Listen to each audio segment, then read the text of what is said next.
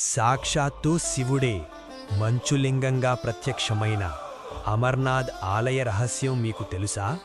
ఒకసారి పార్వతీదేవి శివుడితో ఇలా అడుగుతుంది, స్వామీ, మీకు మరణం లేదు కదా, మీరు అమరులు, ఈ అమరత్వం రహస్యం ఏంటో నాకు చెప్తారా?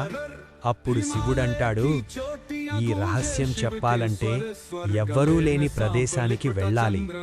ఎందుకంటే ఈ అమరకథను విన్నవాళ్ళు అమరులవుతారు. అలా శివుడు, పార్వతీదేవి హిమాలయాల్లోని ఒక గుహవైపు బయలుదేరుతారు. దారిలో శివుడి వాహనమైన నందిని ఒక ప్రదేశంలో వదిలేస్తాడు. తరువాత చంద్రుణ్ణి చందన్వాడిలో, సర్పాన్ని శేష్నాగ్ చెరువులో వదిలిపెడతాడు.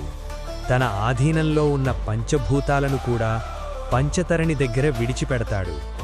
ఆ తరువాత గుహలోకి ప్రవేశించి తన డమరుకనాదం చేస్తాడు. చుట్టూ ఉన్న మూగజీవాలు అక్కడి నుంచి పారిపోతాయి.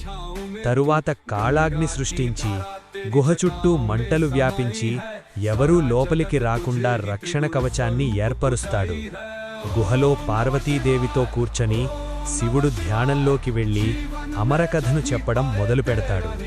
కానీ కథ పూర్తయ్యేసరికి పార్వతీదేవి నిద్రలోకి జారుకుంటుంది. అంటే ఆమె ఆ కథను వినలేదు. అయితే ఆ గుహలో అప్పుడే గుడ్ల నుంచి బయటకి వచ్చిన 2 పావురాలు ఆ అమరకథను పూర్తిగా వింటాయి. అలా అవి అమరులవుతాయి. శివుడు అమరకథను చెప్పిన ఆ పవిత్ర గుహనే ఇప్పుడు మనం అమర్నాథ్ అని పిలుస్తున్నాము. ఇక్కడ మంచులో స్వయంభూగా వెలిసిన శివలింగమే అమర్నాథ్ లింగం. అమరత్వం పొందిన ఆ పావురాలు ఇప్పటికీ ఆ గుహలోనే ఉన్నాయని భక్తుల నమ్మకం. ఈ శివమహిమ నచ్చితే ఓం నమః శివాయ అని కామెంట్ చెయ్యండి.